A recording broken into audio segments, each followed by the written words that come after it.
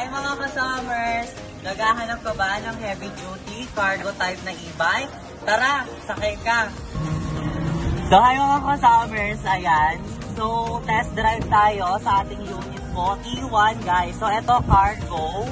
Ayan, cargo type na e-bike natin, pang heavy duty guys. Digital panel natin and ganyan po siya kabilis. Ayan guys, pwede natin itong pang negosyo. And pwede pong pang service din kasi sobrang luwag, sobrang bilis and ang ganda po nung ating mga features po dito. So guys, ayan ganyan po tayo kabilis, kitang-kita sa digital panel and ayan guys, makita natin kung paano natin siya iliko. Ayan. So sobrang ganda and ang bilis nito guys. Ayan, ang bilis, pang heavy duty. Kung usapang amunan, ayan, kayang-kaya po kahit matataas na lugar guys, yung ating pong unit na si V1. So, naka-throttle tayo dito guys, ha? Throttle tayo. Ayan, pang heavy duty. Ayan, kitang-kita po. Ayan. And also guys, explain natin, dito, meron din tayong reverse guys.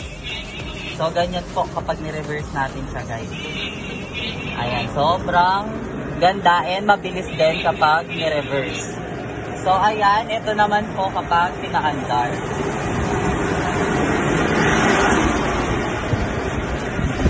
So, ayan guys, mga ka-summer, kung naghahanap tayo ng pang heavy duty, pang business, ayan sa mga negosyante natin dyan guys, ano pang hinihintay natin? Mag-avail na po tayo ng ating unit na si V1.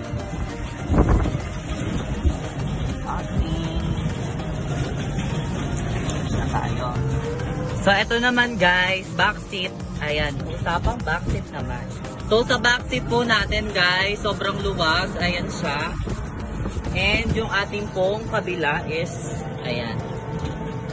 So, ito ha, may compartment yan. And guys, ito po nabababa.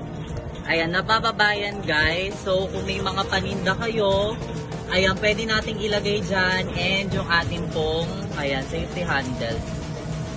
Ayan, sobrang ganda po. And ang ganda-ganda po ng takbo. Ayan. Ang ating unit na si, ayan, si T1. Para swak na swak to guys, doon po sa mga, ayan, negosyante natin. Kasi ito guys, pang heavy duty. Ayan, pwedeng-pwede pang malakasan. Ayan, kitang-kita naman guys.